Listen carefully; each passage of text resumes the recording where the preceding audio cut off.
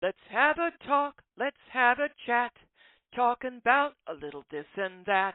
Hello and welcome to another episode of This and That. I am your host, Mary Easterling, and today we are continuing part 3 of our little Big Reveal 2 Under the Hood, Deep Under the Hood Looking at the Engine, or something called Deep State. Connections, connections, connections, folks. It's all about connections. I've been talking about the fact that there is the Christian National Movement that is now running our government, and they have gotten together with Heritage Foundation's Project 2025, and they're running it by the play by play. In our last episode, though, we looked at what I will just simply call the serpent seed side of the equation. This is an equation. You have two entities that are gearing our world in a position for the last book of the Bible, the book of the Revelation of Jesus Christ. The serpent seed had a 21-step plan, which we read off. I mean, at the last of them was taking control of education in America with the intent and purpose of utterly and completely destroying it. Or, well, maybe changing all the history books and dumbing down our kids. So we don't have a thinking populace. So we have people who don't know what to think. Then you have marketing and advertisement that panders to us and tells us what to think. I mean, we even have these morning TV talk shows that discuss stuff and influence the way we think. And in their advertising segment, there's going to be targeted advertising. We're being manhandled, folks. We really are. So we're going to continue with the fun stuff and another link in the chain. Because one of the players in the Christian nationalist movement is Heritage Foundation. And guess what? They've partnered and are run either by or with Club of Rome in ideology. But before I go any further, to listen to the last episode on This and That, go to talkingaboutthисandthat.wordpress.com and click on the podcast link. You'll need to scroll down till you get to the Big Reveal 2 Under the Hood. Go down to the last couple of episodes. This ought to be episode 27. So episodes 25 and 26. This should be episode 27. From the book Conspirators' Hierarchy, The Story of the Committee of 300 by John Coleman. We're continuing in this book because it turned out to be pay dirt. It really turned out to be pay dirt. And oh, by the way, whether you find out where I found this guy's book, in PDF you can read this for yourself form. You might want to sit down for that piece of information because it means folks already know about this and they don't care. The Committee of 300, through its many affiliated organizations, was able to nullify the Reagan presidency. And oh, by the way, before I continue, this is a collab with One Spirit, One Lord. This is their stuff. So we're hosting One Spirit, One Lord, so to speak. At this point, this is their research. To read more about the Committee of 300, go to onespiritOneLord.wordpress.com.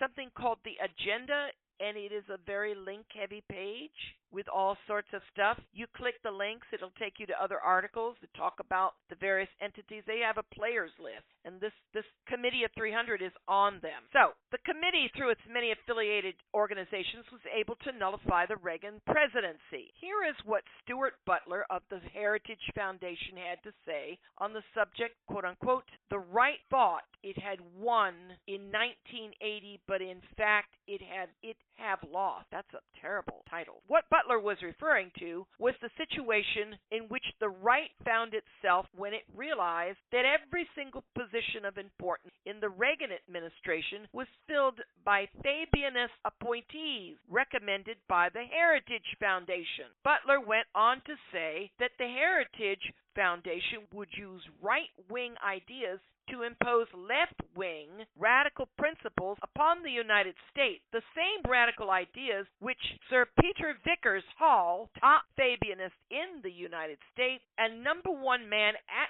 Heritage Foundation, had been openly discussing during the election year. Sir Peter Vickers Hall, when you hear the word sir, he's been knighted. He's a Brit. Oh, hello, England. Pip, pip. He remained an active Fabianist, even though he was running a conservative, quote-unquote, think tank. As a member of the British oligarchical Vickers armament manufacturing family, wow, he had a position of power. The Vickers family supplied both sides in the First World War, and during Hitler's rise to power, Vickers officially Vickers' official cover was the University of California's Urban and Regional Development Institute. He was a longtime confidant of British labor leader and Committee of 300 member Anthony Wedgwood Benn. Both Vickers and Benn are integrated with Tavistock Institute for Human Relations, the premier brainwashing institute in the world. Vickers uses his Tavistock training to very good effect when speech making. Consider the following example. Now, before I read it, rhetoric is everything. How do you say? How do you turn a phrase? What is your word choice? What can you say to evoke a response? The response I'm wanting is that you listen, that you think, that you pray, that you have a relationship with Jesus Christ. Because, folks, he's coming. This is surely driving in that direction. And there are now two prongs, the tares and the serpent seed. Gotta love it. So this is an example of a speech made by Vickers. There are two Americas. One is the 19th century heavy industry-based society. The other is the growing post-industrial society, in some cases built on the shards of the old America. It is the crisis between these two worlds which will produce the economic and social catastrophe of the next decade. The two worlds are in fundamental opposition. They cannot coexist. In the end, the post-industrial world must crush and obliterate the other one. Unquote. Let's unpack that a second. Two Americas. The 19th century heavy industry-based society. 19th century is your 1800s because we're in the 21st century, but we're in the year 2000, or in the decades of the 2000s. But we're in the 21st century. So your century is always the next century going forward. When we cross over into 2100s, we will be in the 22nd century. You get it? So the 1800s, which was heavy industry, the 1900s, which moved from the heavy industry into the technological age by year 2000. Why 2K, anybody?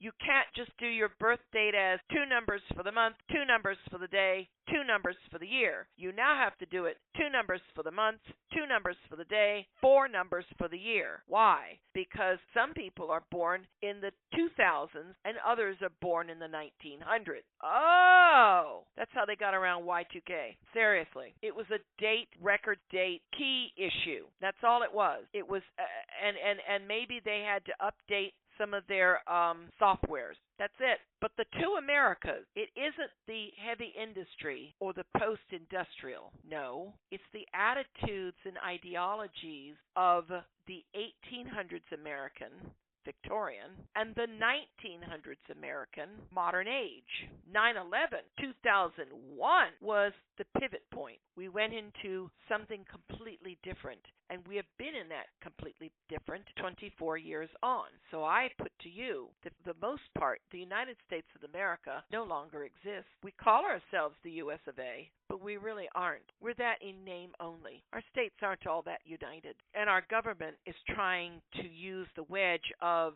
certain policies to break the states up, to destroy the Union. After all, outgoing President Biden called us the American experiment. Up until a certain point, we were not called an experiment. We were always a nation, but our sovereignty and its integrity has been blown out of the water. So, the book goes on. Remember, this speech was made in 1981, and we can see from the state of our economy and our industries just how accurate was Sir Peter's prediction when concerned people asked me how long the 1991 recession will last. 1991 recession? Does anybody remember that? I refer them to Sir Peter's statements and add my own opinion that it will not end until 1995, 1996. And even then, what emerges will not be the America we knew in the 1960s and the 1970s. That America has already been destroyed. This is what the author John Coleman is saying. He is right. But we didn't need an economic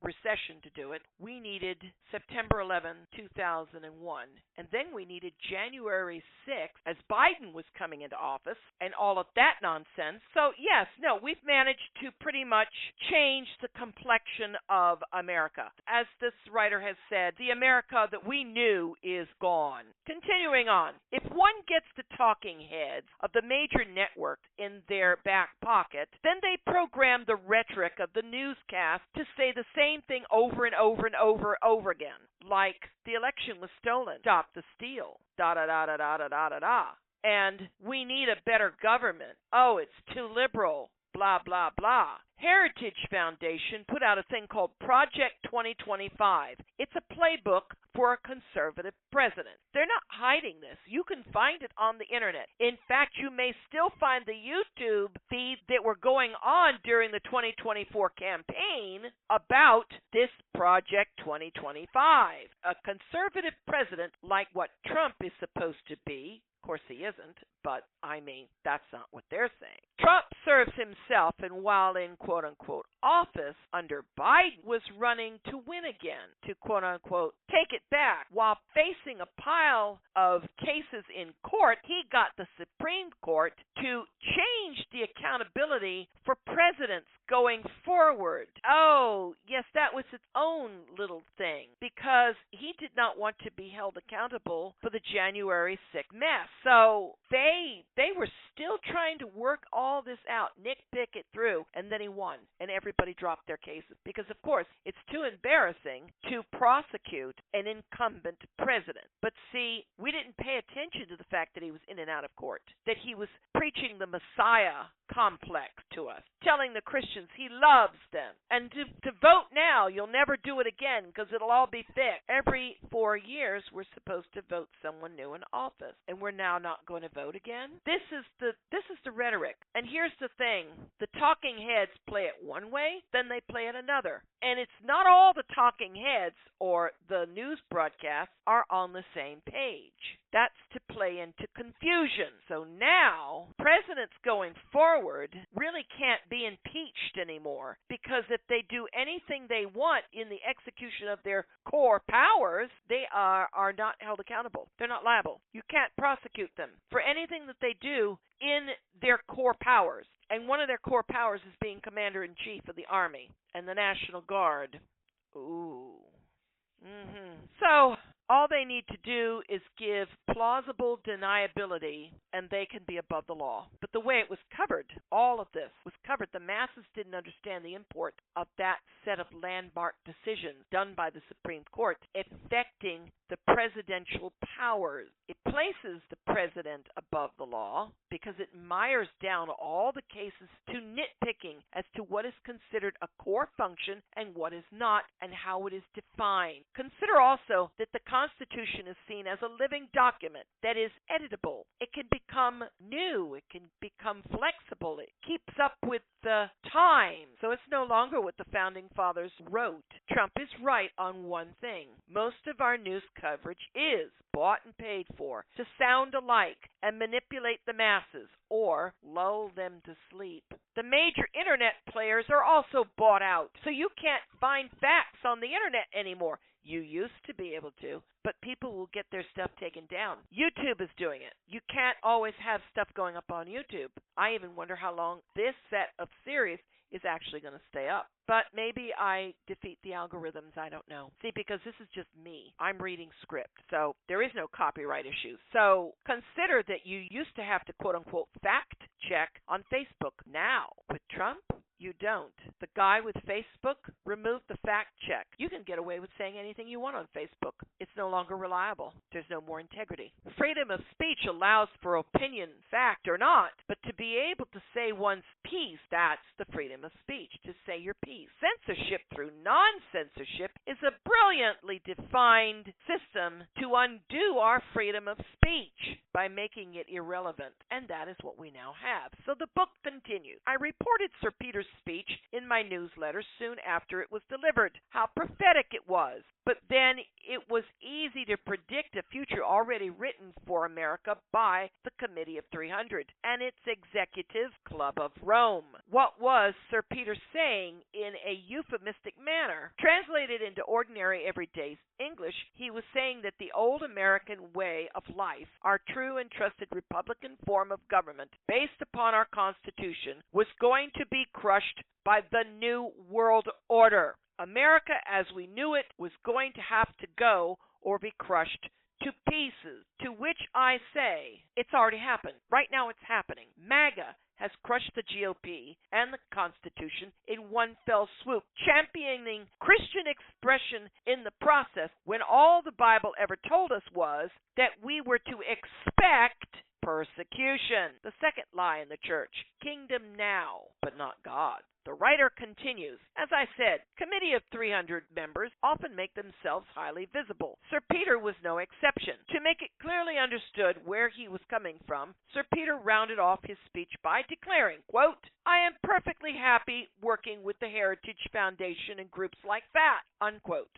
True Fabians look for the new right to push through some of their more radical ideas. For more than a decade, the British population has been subject to a constant propaganda barrage of how it was on the industrial skids. All of this is true, but the net effect on propaganda was to demoralize the population, exactly as intended by the new scientists at Tavistock. All right, we keep using the word Fabian. What's a Fabian? Is this like Fabio with the glorious flowing hair? Oh, Fabio! No. So a note on Fabianism. This comes right out of Wikipedia. The Fabian Society is a British socialist organization whose purpose is to advance the principles of a social democracy and democratic socialism, the gradualist and reformist efforts in democracy, rather than by revolutionary overthrow. The Fabian Society was also historically related to some of the furthest left factions of radicalism,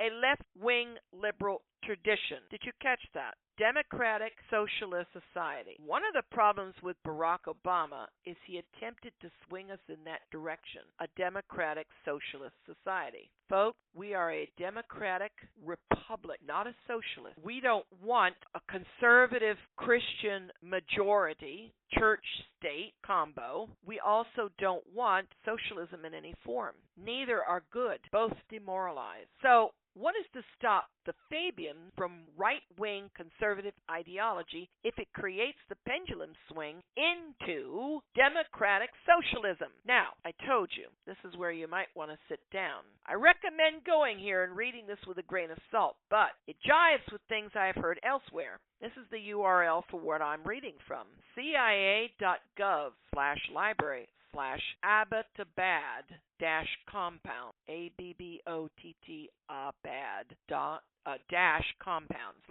/4A/4D-A-E3F773DB0B774-2C-F0F65 Coleman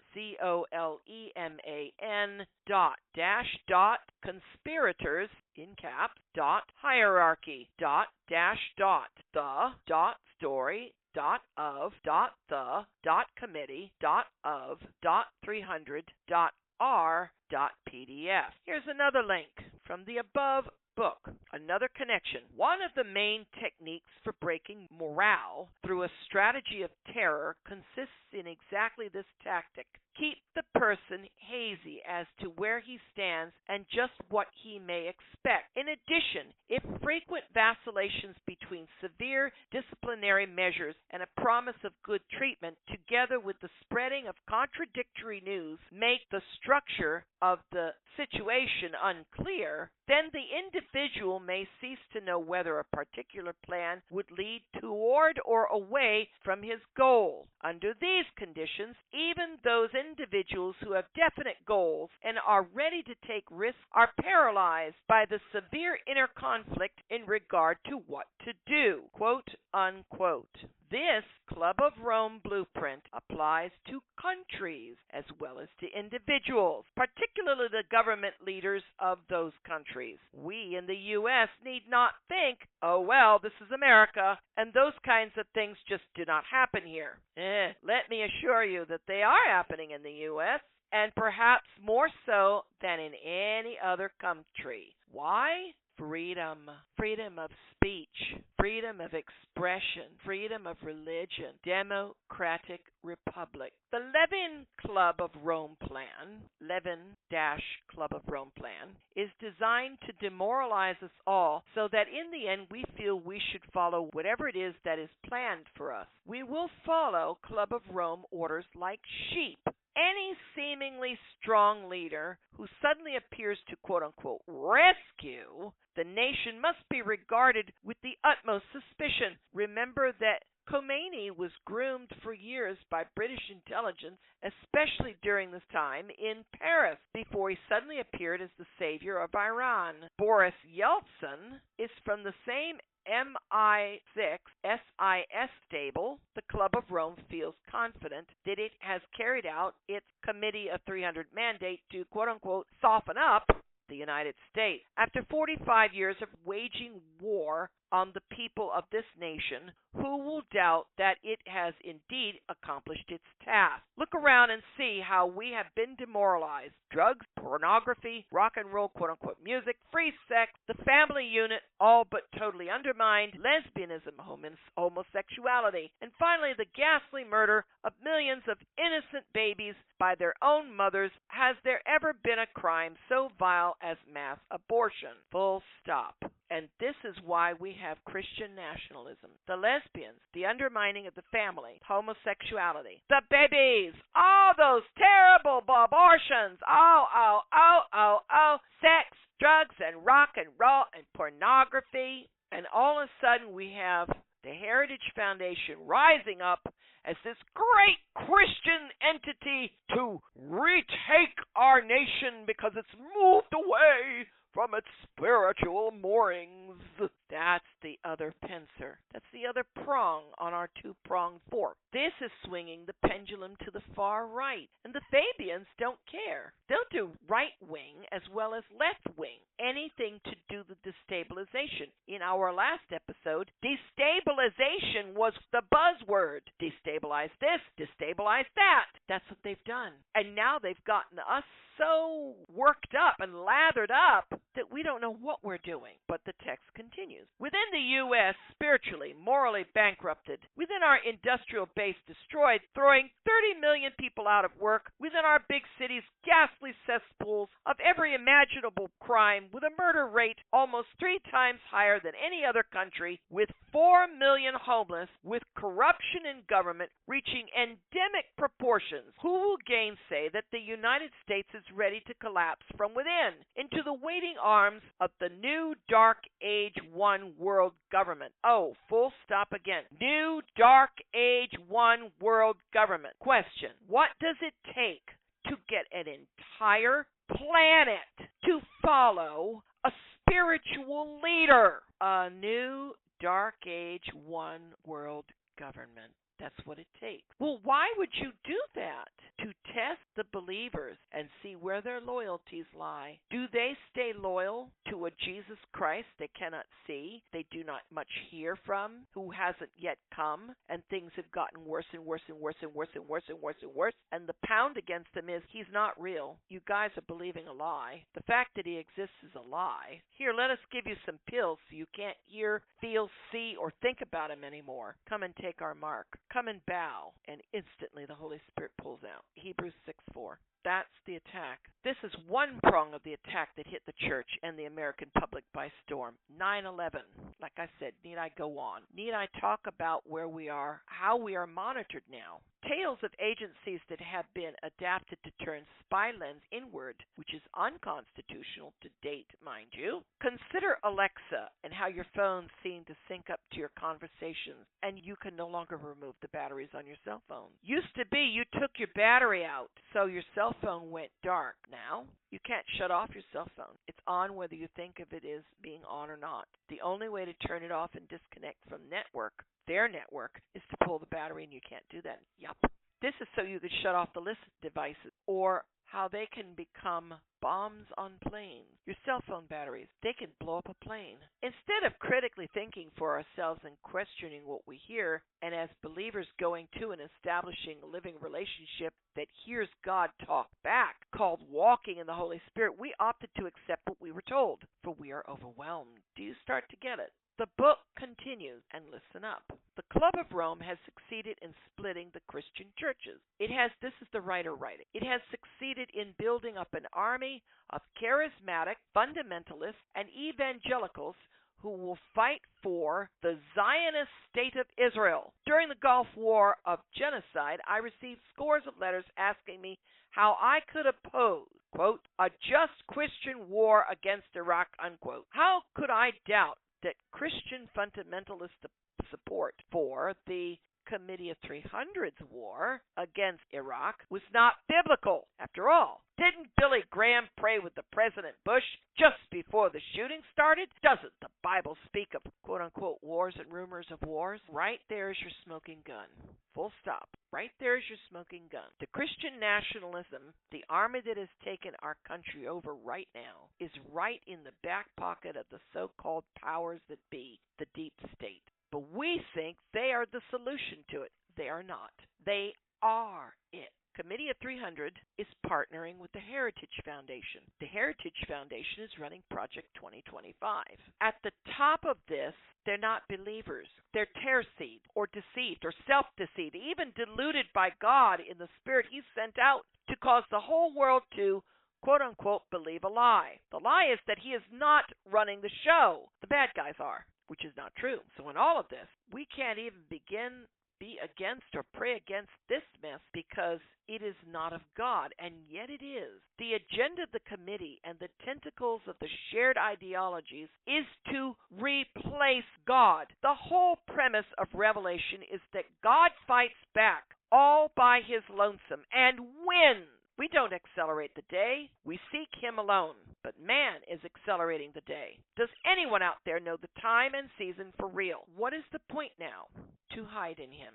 Again, pay dirt from the book. As I said in 1981, we are set up politically, socially, and economically so that we remain locked into the Club of Rome's plan. Everything is rigged against us. If we are to survive, then we must break the stranglehold that the Committee of 300 has on our government. In every election since Calvin Coolidge, the Committee of 300 has been able to plant its agents in key positions in government so that it matters not who gets in the White House. For example, every one of the candidates who ran for the presidency from the time of Franklin D. Roosevelt were selected, some like to call it, quote-unquote, handpicked by the Council of Foreign Relations acting on instructions of RIIA, especially in the 1980 election. Every candidate for the highest office in the United States was run by the CFR, Council for Foreign Relations. Therefore, it was of no consequence to the conspirators who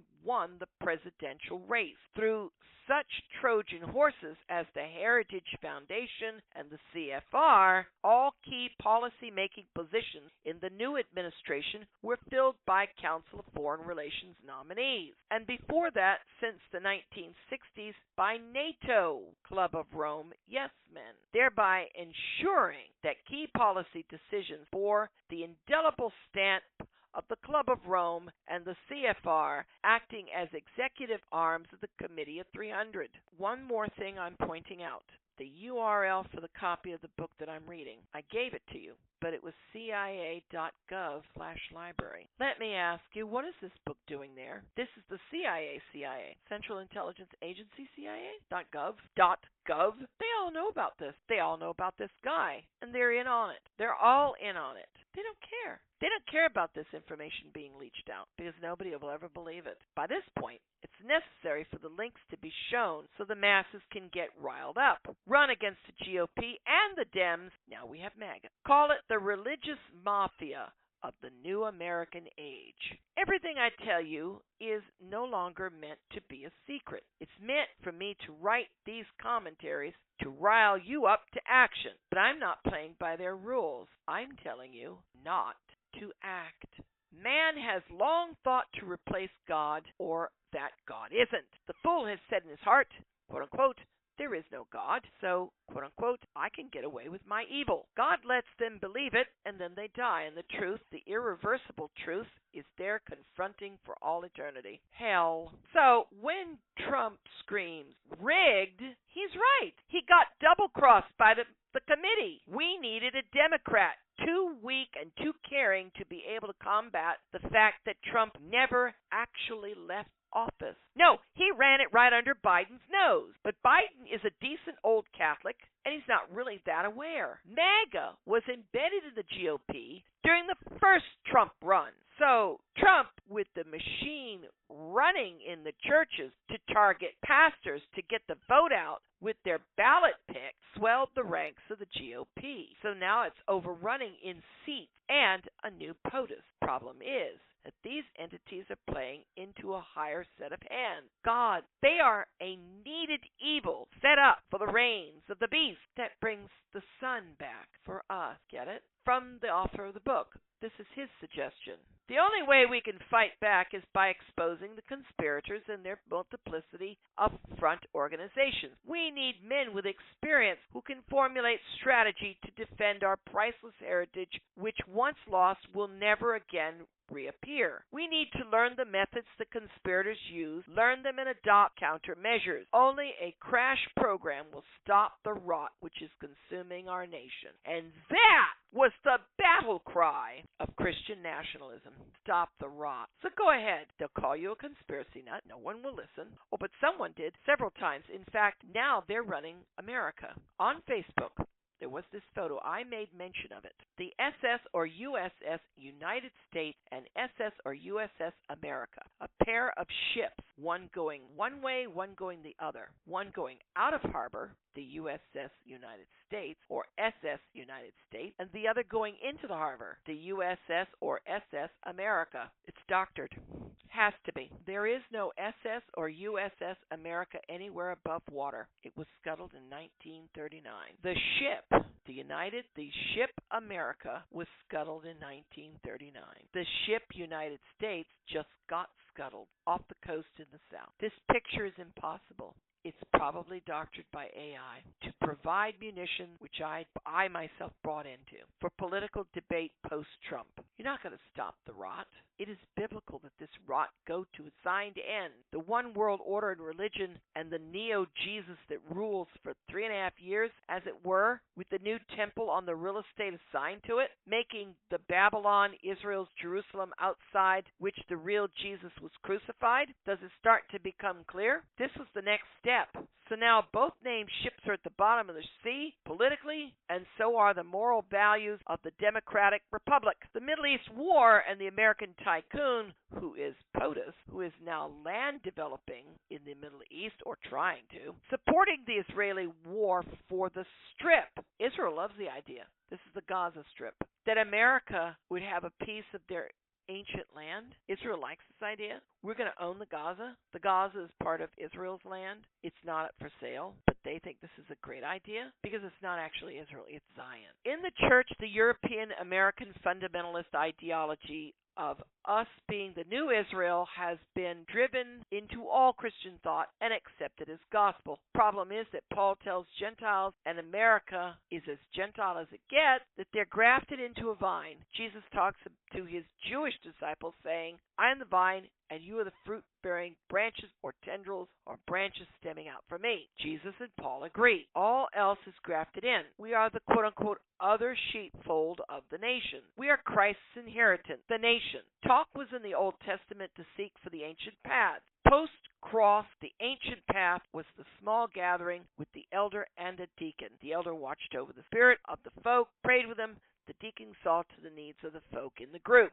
Simple, ain't it? But then the house church thing was done under the Jesus movement, which was just another variant of denominational control. This is the stuff that drives the future to one borderless Babel under one priest/king with a religion that is remarkably Christian but another gospel. Only those who know the teachings of Paul, who has been put down in recent times, was suppressed by Roman Catholicism and warped by the whole Luther, Zwingli, Calvin movement, as these attempted to understand the words from Latin and some Greek without any real knowledge. Still, God used it to break the strongholds of the, quote, church state. That would be the Holy Roman Catholic Church. As the Spirit moved, He showed us grace, and that got manhandled and brought into the collab of the Committee 300, the Club of Rome, and so many more. Those roots stem from Illuminati, Rosicrucian, and other Catholic movements. Even the Friends of Jesus movement is not our friend. All the previous Enlightenment era of the Victorian era, warping the traditions of old Catholicism. We cannot go back to a path of operation. We must form the personal relationship with God in the midst of what we are now in. We must busy ourselves to seek Him, hear Him, and obey Him. And that is a wrap for the Deep State series from This and That. There will be more. So until then.